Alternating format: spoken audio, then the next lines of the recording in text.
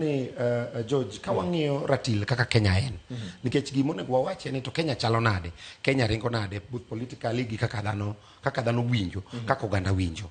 An aneno ni en thuolo ma mondo mi wami William Ruto thuolo mondo mi oti. Weche maricho wanyalo wacho kendo wanyalo rizgi, wanyalo wacho ni ka ok dhi maber, sha ok dhi maber, jopiny ni nade. To gima nyaka be wende wang'e, Kenya is a third world country, is a developing country. Tiende ni en piny ma pod dongore.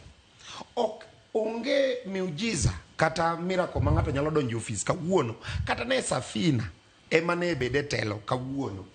Iwinjo, ok ne wanyalo solve weche waduto te dichiel ma Kenya koro beda ka Amerika. Ok kamano. Nitiere thuolo ma nyaka mi ng'ato mondo mi oti. Kendo adwa ni mondo aket poch kipak ne Safina Party Willis gi jatende nikech gisebedo ka gisiemo wang' ker. Mano gima